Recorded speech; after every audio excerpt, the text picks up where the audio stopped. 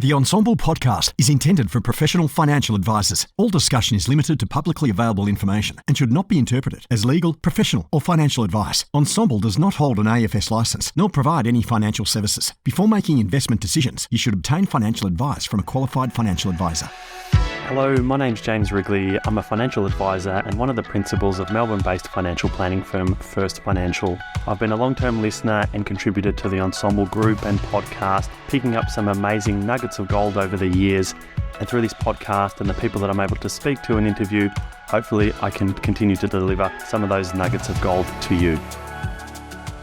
We have entered a new era of advice with a continuing advisor migration towards smaller and boutique licensees. This new era places a premium on professional development, sustainability, and efficiency. But many smaller practices are finding these goals increasingly out of reach, as it becomes harder to access CPD in a way that is both affordable and makes efficient use of their time. The Ensemble All Licensee Professional Development Day was created to meet this challenge. Born from the thinking of the Ensemble advisor community, it's a licensee agnostic, one-day CPD event giving you access to 10 hours of CPD accredited content from leading industry experts. This event takes place twice a year, and the next ALPD Day is scheduled for Friday, the 26th of May, 2023. You can join this event virtually or join us in Sydney for the in-studio experience. To register, head to ensemble.com/ALPD.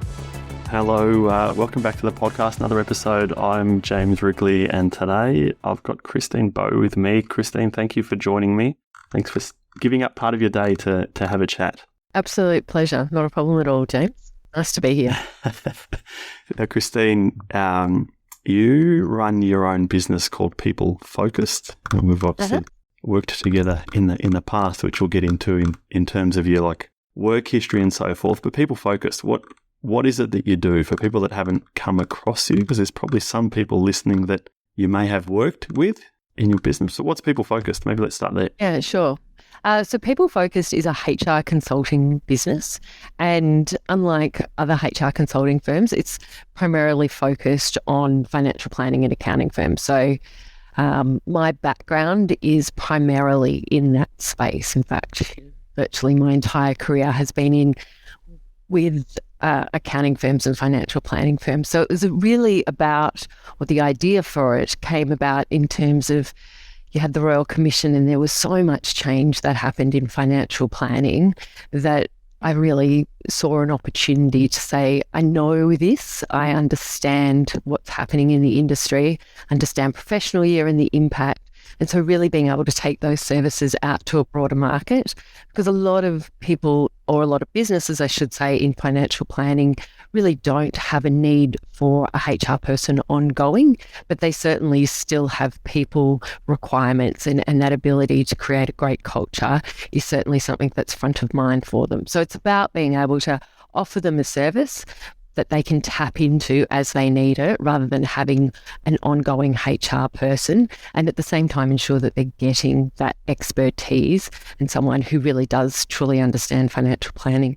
So what are some of the things that you're helping businesses with? I assume you work with a range of different businesses, as you mentioned, accounting and financial planning. But what are some of the issues? What are some of the jobs that you're doing? What is it that you're working on with them?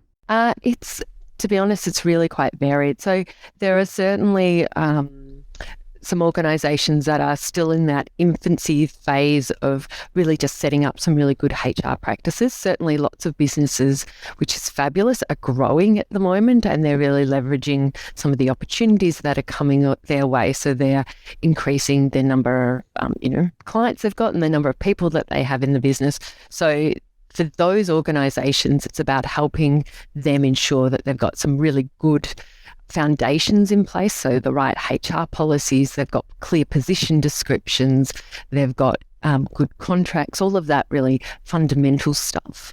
And then for a variety of other organisations, there's anything and everything from creating succession planning frameworks and how do we actually help people work through the organisation, what's the pathway for them, dealing with other, I suppose, grievances and issues that do come up, and unfortunately they're increasingly coming up, I think, in terms of regrettably, I've got 2 investigations that I'm doing at the moment.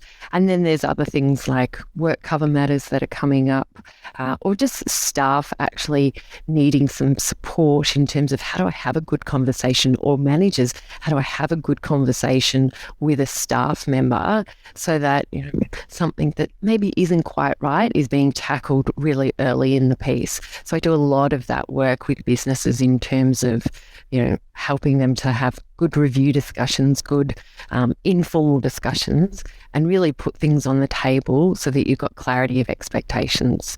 Got it. And so so prior to starting your own business, where were you before and what were you doing? I know the answer, but it doesn't. For everyone else.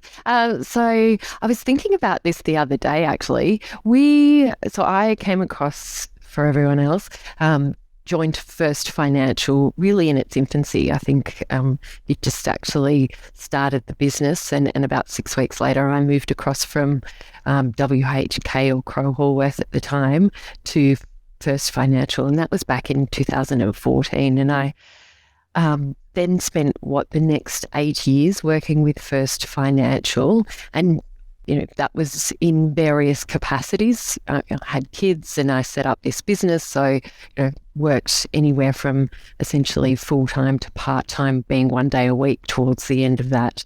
So, you know, pre-setting up my own business, largely First Financial, and then prior to that, it was with some accounting firms. So as I said, WHK, Crowe Horwath.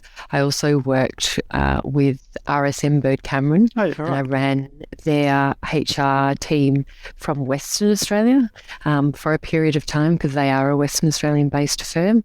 And then prior to that, I actually did some stuff in the legal space. So I was HR manager at the County Court and the Government Solicitor's Office before that. And then, you know, anything pre that probably doesn't really rate, because that's 20 plus years already of my career. So how long were you in WA for?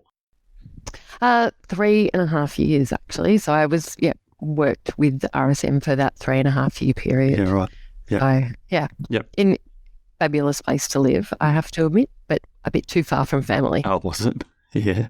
So you've been doing what you're doing for a while. You kind of know what you're talking about. I think so. So in terms of and recruitment, we've just had to hire someone new here.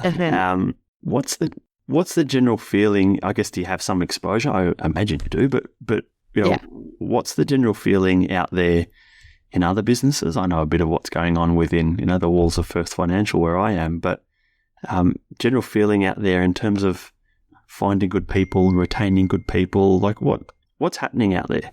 Yeah, for sure. Look, I think the reality is everyone, you know, there's a level of anxiety when you have to recruit, in the sense of, and it'd be interesting to understand your experience since you've recently done it, but you know, certainly with the clients that I'm working with at the moment, the pool of talent is quite small. I think everyone, you know, once upon a time, I never really got concerned too much, because I felt like there was always a really strong pool of talent that you could draw from. And that has regrettably, or unfortunately I should say, slowly dwindled, so that, you know, getting good candidates now is just hard. And, you know, whether it's me or whether I'm talking to some of the other recruiters that I know out in market, you know, it's hard to find people, full stop. It is even harder again to find really good quality people. And then there's a price that also comes with that now. And I think that price has certainly increased. You know, I've been working on a couple of jobs more recently, and I think traditionally probably most of the money was at that advisor level. And so if you were paying a big fee, there was, you know, it was for the advisor, and they were quite costly. There was a period of time where it seemed like a couple of years back, paraplanners were incredibly expensive, and you sort of felt like you were paying, and, you know, relative to other roles, that you were paying an increasing or very significant fee for those services.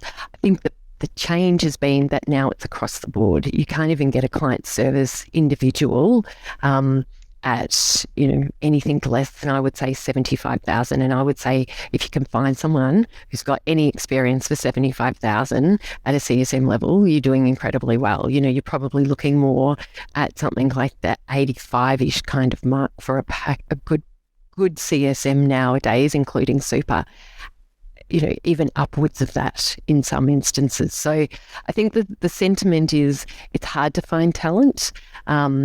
It's hard to, and when you do find talent, it's expensive. Yeah. So I think that game has changed quite significantly in terms of, employers don't necessarily hold all the cards anymore, if that makes sense. And do you have any sense, like you're in Melbourne, as am I, but do you have any sense if that's any different anywhere else around the country? Like if these, the salaries that for various levels in a client services associate, whatever it might be, if they're any different anywhere else, or is it all seemingly expensive? I would suggest it's seemingly expensive. Yeah. To be honest, if you're in a capital city, the salaries they vary a little bit, but by and large, they don't vary that significantly. And, the issue is exactly the same. At the end of the day, the businesses that have really good reputations culturally are the ones that find it the easiest to recruit. And if you don't have that reputation in market, then, you're probably going to find it challenging to some degree. I've got a couple of businesses that I work with, and one in particular, we had to recruit 3 client service individuals. When I got told that, I was like, are you serious? It's going to be hard enough to find one, let alone 3. But this business's reputation in market was just so strong, we actually did find 3. Yeah, right. And we didn't compromise on the quality either to get 3 of them. We didn't pay overs and we didn't pay unders for those individuals either. We were quite reasonable but appropriate for the salary in the market that they were in. But yeah, again, I think to come back to your original question, I don't think it's much different in other states. I think across the country it's hard. I do think if you've got a good reputation as a good, supporter of staff, that obviously serves you well, but it's by and large, it's just hard. Yeah.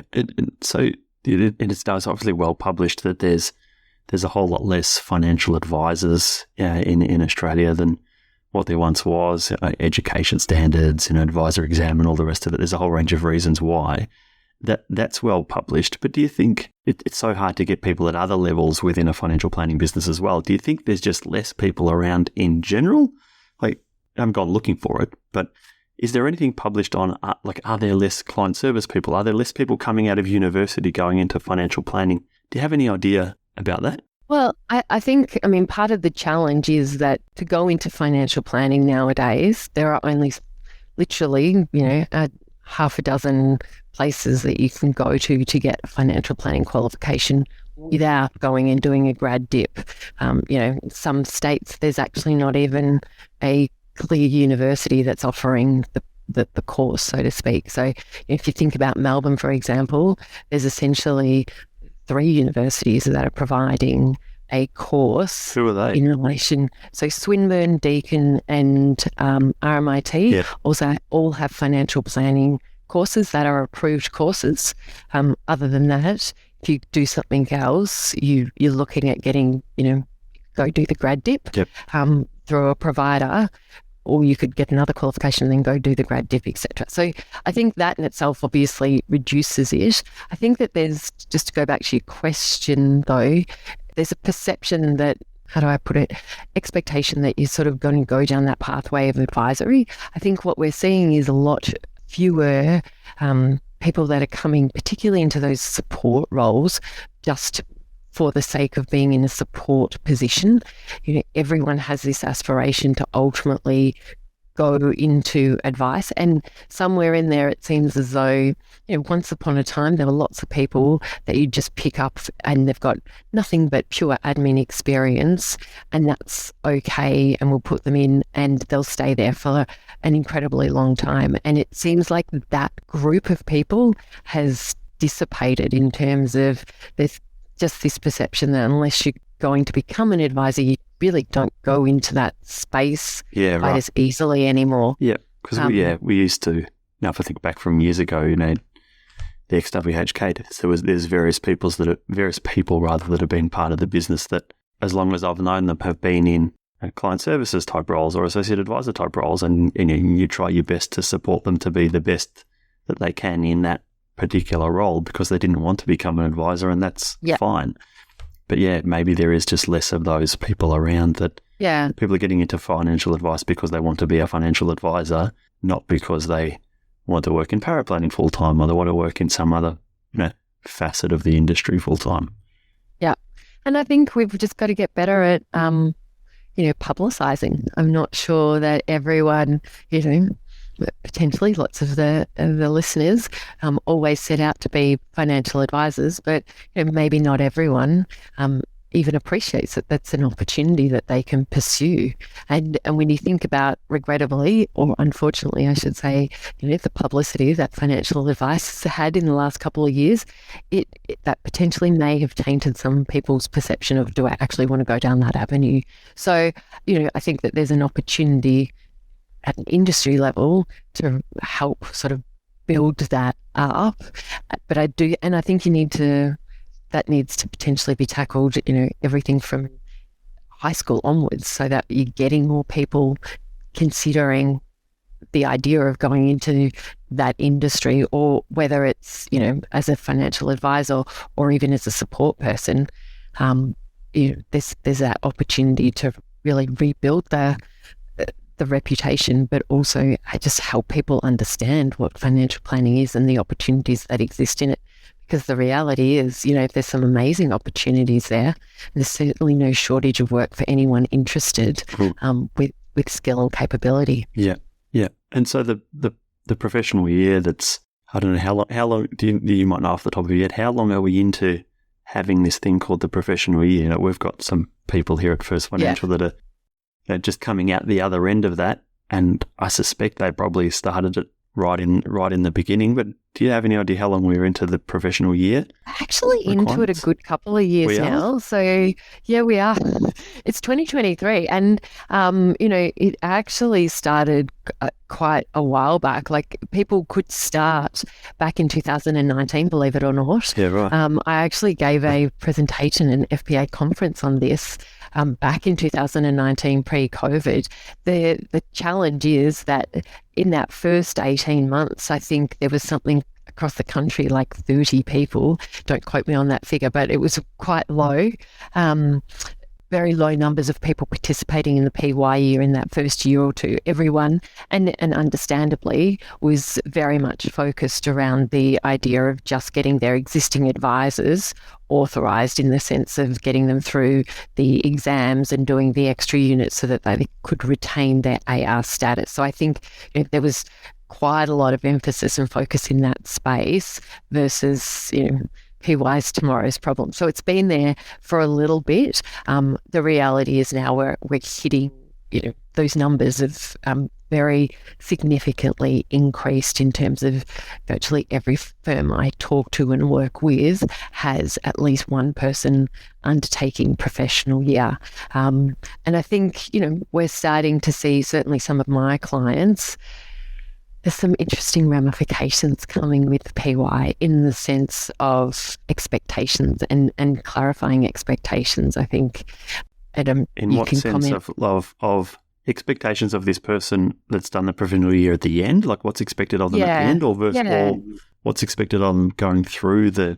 I think it's more that piece around, and the conversations I'm having at least, is around people going through PY and then, because they are qualified as an advisor now, expecting that they'll be given this lovely little book of clients and they can become a fully fledged, because they are a fully fledged advisor on paper, that, now that they they can practice as an advisor. So they will be given the opportunity to practice in its entirety. And so it's a really interesting set of discussions that I'm having at the moment, because in some situations that's completely viable. In other situations, you've got people that have done a university degree and then they've joined a business and the business has put them through their PY, but they're still only 24, 25. Do you give a 24, 25-year-old a whole book of clients?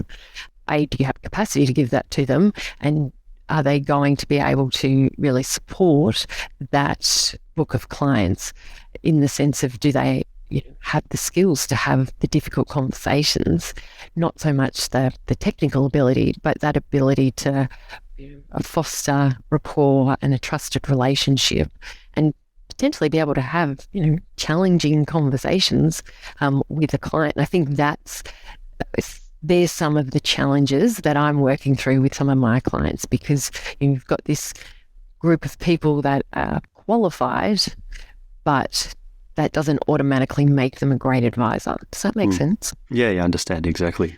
I don't know if because I know First Financial has been putting some people through PYE, if that's a shared experience from your perspective. It is. It absolutely is, because we've got this, and again, don't quote me on the numbers, maybe 6 people or 7, might even be more, that are at various stages of going through a professional year. Like there's 1 or 2 of them that will finish any day now, and Julian, who works directly alongside me, started his back at the beginning of Feb. So we've got some right at the very start, some right at the very end, and some partway through. But yeah, we're trying to deal with that internally now. It's to say, okay, now you fast forward 12 or 18 months, there's half a dozen people that are qualified to be financial advisors. Do we have a need for half a dozen financial advisors? It's no. If you go down this route of trying to hand over clients to these new advisors, there's not enough of them to go around. So we're actually working with other things. So everyone's having to. What we're doing internally here is whoever that person that's going through the professional year works directly with, they're having to come up with business plans to say, okay, well, James and Julian, who works directly with me, it's like, well, what are our plans for Julian when he finishes? Is he actually going to be a fully fledged advisor? Is he going to be half associate, half advisor? What support are we trying to provide to them in terms of giving them clients maybe to start off and to continue to practice and to learn and to grow, versus what support are we then offering to them so that they can kind of go out and build their own networks and try and find their own clients. Yeah. So I ran a session internally with the people in my team a few weeks back on this kind of one of the opening questions that we said to them, like, who actually knows you exist? It's great, you're an advisor here, but for someone to want to come and sit in front of you and speak to you and become a client of you and the firm that you work for, they have to know you exist in the first place. So write down on the piece of paper who knows you exist, and then how do we find more people that will know you exist? So, yeah, can appreciate the challenge that everyone's going through.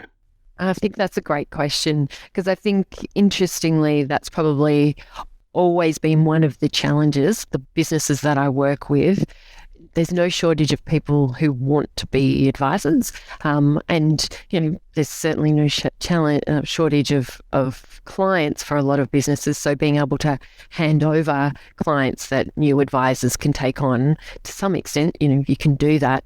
Helping those individuals also become great business development advisors and being able to generate their own leads and really, foster their own networks is probably been a challenge for virtually every single business I've worked with since I even started this my consulting firm. And pre that, it's probably one of the biggest challenges most organizations have said, how do you help individuals to become great, business development writers so that they're generating as well as servicing, and help. PYE doesn't necessarily do that. It just helps you to be able to see your strategy from beginning to end, so to speak. So helping them and giving them some project work that's going to allow them to do that, I think, is a great way to support their continued development whilst making sure that they feel like they're growing, because that's, I think, part of the challenge, isn't it always? I always say to my clients, HR ultimately and people management ultimately is about two things: showing the staff that you work with that you care about them and being able to support their growth and development. And I genuinely believe that for the most part, not every scenario, but for the most part, if a manager can do that, if a business leader can show that they care and create that pathway that supports development and growth, people will stay with you. And this is where money is important, absolutely, but at the same time, that's usually not the differentiator. People will stay with someone that has their back, even if they're not paid as much as they could get in market. If they feel like someone that they're working with cares about them and is supportive of their development, generally they stay. People will run really quickly from a high salary if they don't feel they're getting those things. Yeah, that's what I was going to ask you next. Like you mentioned before about the kind of the cultural reputation. You're talking about a client that you're working with, and you managed to find 3 client service managers. What is it that the good businesses are doing around culture and their reputation in market? Like I sit here and say, how does First Financial have a reputation out in the market?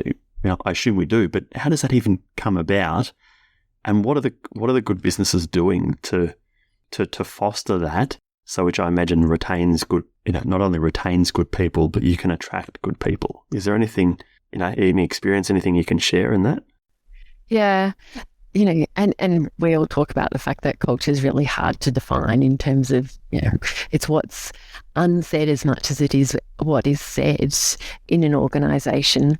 I think, you certainly have a brand. And I remember when I first spoke to businesses about some of these, online forums and chat rooms that former employees, post on. And I remember some businesses being absolutely surprised that they existed, but really challenging the idea that, well, that's just where disgruntled employees go to. That might be the case, but that is part of what's building your reputation and brand in market in terms of quite literally. I know my little sister, for example, is 10 years younger than myself. I remember when she went for a job a couple of years back, the first thing she did was to get onto one of those forums and see what the ratings were for this organisation and what other people were saying about it. What are those forums? Is it like Reddit or something? Like Whirlpool, Whirlpool, yeah. And those sorts of things. You get onto them and they might be disgruntled, but there'll also be typically some really positive feedback. And if there's lots of just disgruntled feedback, that does impact. Equally, people know one another. You and I both know, financial planning is a relatively small world. True. So people do talk to one another. So that's, I suppose, what starts to build your brand. In terms of what cultivates great culture, the reality is it's leadership, and it's that leadership at the top. All the businesses that I would suggest are incredibly strong. It's because their managers care, but it's because the leadership cares and the leadership models the right behaviour. This particular organisation, for example, the MD, now this is not going to be feasible in every organisation, this MD had about 25 staff. He made a point of essentially every 2 months he would have breakfast or lunch or a coffee with every employee in that business. So, 2-3 times a week he was actually doing something with a staff member. Yep. And they had half an hour to 45 minutes of his undivided attention just to either shoot the breeze or talk about whatever problem they had. Now, that's not going to be viable in every organisation, but it's that care factor. It's that ability to say, it's changing from saying this is an economic exchange where I pay you to do a job for me, to actually making it an emotional exchange where it's about, I actually, yes, I do pay you, but I'm interested in understanding if what you're doing engages you, and if it's not, how do I support you? what do you want in terms of how do you develop, how do you grow, how do we leverage strengths in this business rather than just say, here's a widget, now you have to move it from here to here to here, and I'm paying you to do it, so, stop challenging. Which historically, is possibly what we did do. I pay you to do a job, Christine, just do it. You're not going to get the greatest staff these days if that's your mentality. You don't have to give them everything they want, but you absolutely have to listen, and you have to look to find ways that you can take on board some of what they're saying and engage them. Is there anything we can learn from businesses that maybe haven't done it so well? Let's see if you could just give a great example of a business that is. Yeah. But is there anything that we can learn from the scene? You look back and say that probably wasn't a great way to handle a situation or something. I don't know. Is there anything from the bad side that we can learn from? Look, I think, and I will acknowledge I'm the HR person, so I'm going to look at everything from quite a critical lens. If you don't do it well, it can be a bad outcome in the sense of you just lose that person, right through to a terrible outcome of they actually, sue you.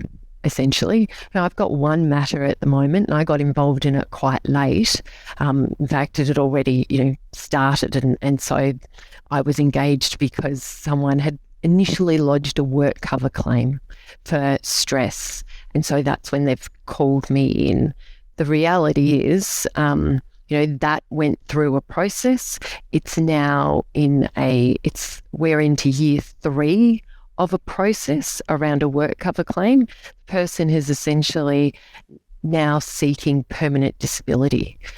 So they've, had time off, they've got all of this cash, and now they're seeking something and it's, gone to lawyers, or it's currently in front of lawyers.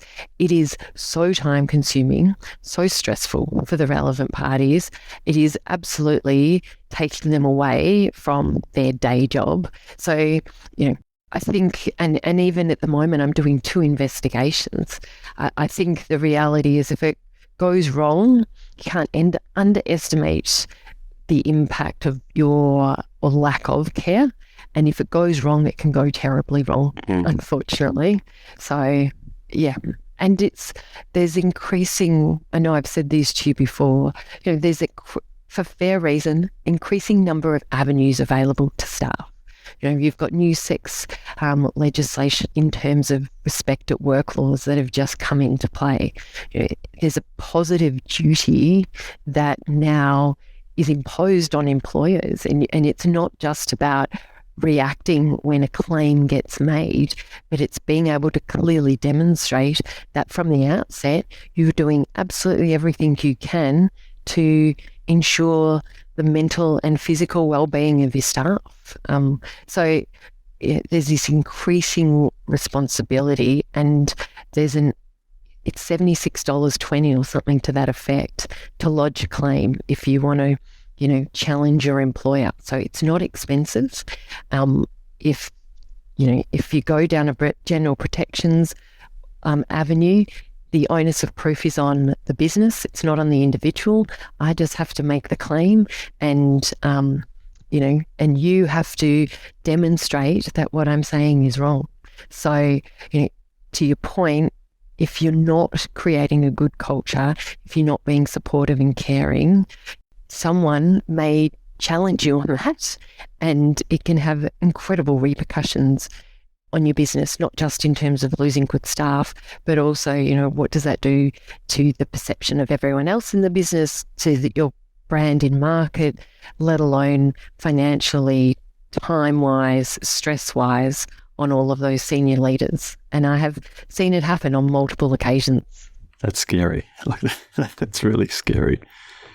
I don't know what to say to follow up that. It's like, oh God, I don't know. I'm really not that dismal. I promise. No, we should have had we should have finished on the brighter note rather than rather than the sour note. Well, the positive is that's not every business. In fact, the reality is, most businesses are not in that. But I think, I was more taking in terms of you need to care because the ramifications can be significant. I think the reality is most businesses understand that people are incredibly important. I mean, that's what financial planning is. They're people businesses. Yeah. So getting great talent is really critical. And there's absolutely some great talent coming through in organisations and some great opportunities for businesses. So that's there's real positives there. Absolutely. Yeah.